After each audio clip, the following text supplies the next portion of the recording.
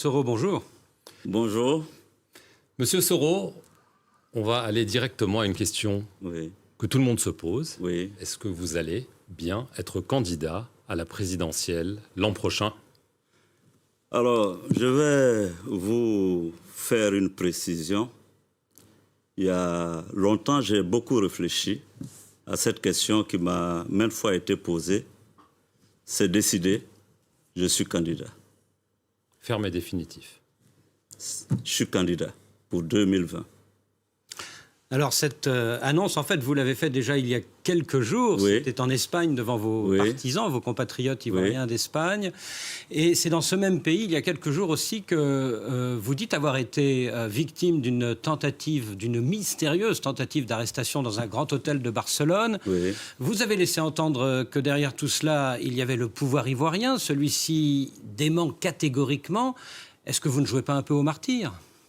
Ai-je besoin de jouer au martyr? L'hôtel dans lequel j'ai logé existe. Il s'appelle El Palace de Barcelone. Les faits que j'ai évoqués, d'ailleurs, le communiqué du gouvernement ne dément pas la survenance des faits. Simplement, essaie de se dédouaner. J'ai décidé, pour la clarté des choses, de laisser la justice espagnole, qui est insoupçonnée, faire son travail. Mais qui est derrière ? Justement, la justice espagnole le dira. Parce qu'on ne comprend pas tout. La police est intervenue au milieu de la nuit, À 4 h du matin, entre 3 h et 4 h du matin. soi-disant pour vous arrêter, et finalement, elle vous a laissé tranquille. Bah, écoutez, je dis une fois de plus, l'hôtel où j'ai résidé, où les faits se sont déroulés, existe. Le directeur de l'hôtel m'a adressé des excuses. La justice espagnole est saisie. Laissons la justice faire son travail. Je ne veux pas anticiper sur ce que dira la justice. Mais voyez-vous, quand on s'apprête, quand on a été à des responsabilités comme je les ai assumées dans mon pays, on ne prend pas de risque avec ce genre de choses. Alors, le président Alassane Ouattara a affirmé à plusieurs reprises qu'il n'empêcherait personne d'être candidat. Mais est-ce que vous ne craignez pas, à votre retour, sans doute prochain en Côte d'Ivoire, d'être inquiété par la justice et de ne pas pouvoir vous présenter à cette élection? Je ne vois absolument pas de raison pour que la justice m'empêche d'être candidat. Je vous ai dit, pour moi, c'est décidé. Il reste maintenant en harmonie avec l'ensemble des Ivoiriens que cette déclaration soit solennelle et officielle en terre de Côte d'Ivoire. Parce que pour moi, pour être président de la République d'un pays, c'est la rencontre entre un peuple et un homme. Vous rentrez quand? Je serai déjà en Côte d'Ivoire la semaine prochaine. Au Burkina Faso, au procès du putsch manqué de septembre 2015, c'est notamment sur la base d'écoutes téléphoniques que Djibril Bassolé, votre ami Bassolé, Tout à fait. vient d'être condamné. Et comme beaucoup ont reconnu aussi votre voix dans ces écoutes téléphoniques, est-ce que vous ne craignez pas d'être poursuivi de votre côté, qui sait, par la justice ivoirienne? Par la justice burkinabé ou la justice ivoirienne? Ivoirienne. À quel motif? Alors burkinabé. Par la justice burkinabé? Bah, écoutez, pour vous rafraîchir la mémoire, sachez que en 2016, j'ai été l'objet, n'est-ce pas, d'un mandat d'arrêt international, donc qui a été abandonné et que d'ailleurs Interpol avait totalement discrédité. Donc je ne vois plus de raison d'être inquiété par quelque justice que ce soit.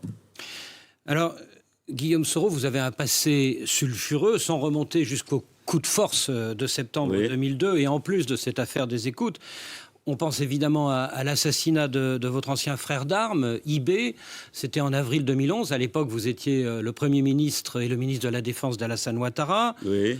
On pense à cette découverte d'une cache d'armes chez votre directeur du protocole à Bouaké. C'était en pleine mutinerie en mai 2017. Oui.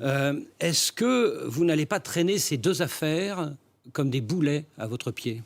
Bah, écoutez, d'abord, en ce qui concerne la mort de M. Koulibaly Ibrahim, IB. dit IB, je n'étais pas en Côte d'Ivoire. Mais vous étiez Premier ministre, Oui, j'étais ministre de la Premier Défense. ministre, donc vous pouvez quand même concéder que je n'avais pas de pistolet sur moi. Non, mais vous auriez pu être le commanditaire. Vous auriez pu être le commanditaire. Ah, vous m'accusez. Non, je mets au conditionnel. Ah ouais, donc si c'est au conditionnel, permettez-moi de dire avec la vérité sur les faits et l'exactitude matérielle des faits. Je n'étais pas en Côte d'Ivoire quand IB a été tué. On est d'accord. Donc je ne pouvais pas avoir tenu le pistolet. Pour le reste, la justice de Côte d'Ivoire donc, a du travail à faire. Donc la vérité est dans la main, n'est-ce pas, de la justice. Et pour la mutinerie et la découverte de cette cache d'armes chez votre directeur de protocole? Là aussi, mon directeur de protocole a été en prison. Il a été par la suite libéré. Donc je ne vois pas en quoi cela me concernerait. Donc vous êtes blanchi pour vous là. Enfin, celui chez qui on a trouvé les armes est allé en prison. Il a recouvré la liberté.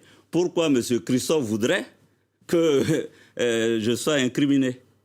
Alors, donc vous êtes désormais candidat, vous lancez donc ce nouveau mouvement, mais aux dernières élections locales, vos partisans ont été battus. On sait qu'il y a une sorte d'hégémonie des trois principaux partis en Côte d'Ivoire ces dernières décennies. Est-ce que ce n'est pas une candidature presque suicidaire? Parce que ça paraît presque impossible. Alors, moi, d'abord, une élection locale, ce n'est pas la présidentielle. Mettons-nous d'accord. Je voulais faire cette précision. Donc, la présidentielle, j'irai, comme je vous l'ai dit, avec, n'est-ce pas, le soutien du peuple de Côte d'Ivoire. Et je réaffirme ici que c'est au peuple et au seul peuple de Côte d'Ivoire de décider qui il désignera, il élira pour présider aux destinées de la Côte d'Ivoire. Nous venons de lancer notre mouvement. Déjà, pour les premiers jours du lancement de ce mouvement que j'ai fait à Valence, nous sommes à plus de 7000 adhérents déjà en ligne. Je n'ai pas encore dit sur le terrain, mais nous pensons que c'est un mouvement qui va marcher. Et je veux vous préciser, M. Christophe, à vous, que quand M. Macron, ici, en France, lançait En Marche, toute la classe politique était unanime qu'il ne serait jamais président élu. Donc vous espérez être le Macron ivoirien? Non, je n'espère rien du tout. J'espère être le Guillaume Soro de Côte d'Ivoire, élu président en 2020. Alors pour ça, il faut que les élections soient libres et transparentes. Est-ce que vous pensez qu'elles le seront? Alors, malheureusement, j'ai le sentiment que les premiers pas, parce que vous savez qu'une élection présidentielle, c'est tout un processus. La semaine dernière, avec la mise en place de la commission électorale indépendante, j'ai des craintes. J'ai des craintes pour la stabilité de la Côte d'Ivoire, pour la paix en Côte d'Ivoire. Permettez-moi de paraphraser, j'ai envie de paraphraser le président Chirac, paix à son âme. Tout le monde sait que cette commission électorale indépendante est stipendiée et aux ordres. Tout le monde sait que cette commission électorale indépendante va brûler la Côte d'Ivoire. Et tous, vous faites semblant de ne pas voir. Vous regardez ailleurs. Brûler, c'est quoi? C'est la guerre civile? Non, c'est l'instabilité. Vous savez qu'en Afrique, généralement, les guerres, l'instabilité partent des processus électoraux mal maîtrisés ou organisés. Alors, donc, ce serait dommage que je ne tire pas, n'est-ce pas, la sonnette d'alarme. Et celui qui vous parle ce sont les propos, les paroles de quelqu'un qui a organisé une élection en Côte d'Ivoire. Voilà. Guillaume Soro, vous avez été longtemps le plus proche allié d'Alassane Ouattara. Et il y a encore 9 mois, vous l'avez entendu, le président de la Côte d'Ivoire, il a dit « Guillaume Soro, pour moi, c'est toujours un de mes fils. Et je n'exclus pas son retour à la maison. » Alors, est-ce que la rupture est vraiment consommée? Écoutez, au plan politique, je pense que la rupture est consommée, puisque j'ai lancé mon mouvement. Ce mouvement va à la conquête du pouvoir d'État, mais je dois vous dire qu'au plan personnel et humain, je continue à garder beaucoup de respect pour le président Ouattara. Vous vous parlez toujours ? Je dois avouer, pour être honnête avec vous, qu'il y a bien un moment que nous ne nous sommes pas parlé directement, mais il existe des passerelles. Alors, est-ce que la vraie raison de cette rupture politique, non pas affective, oui, politique, oui. n'est pas qu'il vous aurait promis de lui succéder et qu'il n'a pas tenu promesse? Vous savez, en politique, les promesses n'engagent que ceux qui y croient. Donc, il vous l'avait faite. Les promesses n'engagent que ceux qui y croient. Moi, j'ai décidé de prendre mon destin en main. J'ai décidé de m'assumer. J'ai 47 ans et je pense que désormais, je ferai cavalier. Seul. Voilà, seul. Vous savez ce que disent les mauvaises langues, Guillaume Soro, c'est que... Et il y en a beaucoup, les mauvaises langues. Oui, tout le monde ne vous aime pas, oui, c'est sûr. Certains disent que votre perte d'influence est liée à celle des chefs militaires comme zone. Et vous connaissez cette phrase que Laurent Gbagbo a écrite sur vous dans son dernier livre. C'est aux armes que Guillaume Soro doit sa place. Le jour où il n'aura plus ses armes, eh bien, il devra s'inquiéter. Mais dites-lui que moi, je suis très heureux de ne pas avoir d'armes. Je suis très heureux et d'être dans l'arène politique et de me battre donc en tant qu'homme politique pour, n'est-ce pas, arriver à mes fins. Je suis très content de ne pas avoir d'armes. Souvent, vous avez dit qu'Alassane Ouattara vous aurait promis qu'il ne ferait pas de troisième mandat en 2020. Est-ce qu'il va tenir parole ? Encore, j'ai envie de vous dire qu'en politique, rien n'est définitif. Tout est volatile. Votre sentiment, il va y aller ? Je n'en sais rien. Je pense que quand on a des ouailles autour de soi, comme ce fut le cas de Bouteflika en Algérie, qui tous les jours vous disent « Président, si tu n'y vas pas, le système va s'écrouler, on va tous tomber », je pense que M. Ouattara peut être pris dans l'hésitation. Depuis la rupture entre Alassane Ouattara et l'ancien président Bédié, vous avez vu ce dernier, le président Bédié, à plusieurs reprises, il y a encore un mois. Oui. Est-ce qu'il y a un accord de désistement entre vous deux pour le deuxième tour de 2020 ? Avec le président Bédié, nous avons échangé, longuement parlé d'ailleurs, et je dois m'en réjouir, me féliciter du soutien qu'il m'a apporté. Le principe est très net et je pense qu'il est démocratique. Tous ceux en Côte d'Ivoire qui veulent aller à l'élection présidentielle, qu'ils aillent, qu'ils soient tous candidats.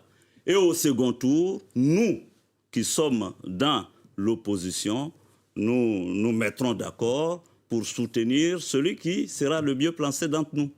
Alors, dernière question. Après son acquittement en première instance à la Cour pénale internationale, Laurent Gbagbo a rencontré Henri Konan Bédié, mais il ne vous a pas reçu. Pourquoi est-ce qu'il ne vous reçoit pas ? Il ne veut pas ? Vous dites ? Il ne veut pas vous recevoir ? Ça, je n'en sais rien. Ce que je peux vous révéler, par contre, c'est que nous avons des contacts par personnes interposées. Voilà. Et vous allez le voir bientôt ? J'ai toujours dit que si le président Laurent Gbagbo était disposé à me rencontrer, je ne verrais aucun inconvénient. Merci Guillaume Soro d'avoir accepté cette interview exclusive sur les antennes de RFI et France 24. Et merci à vous de nous avoir suivis. Merci.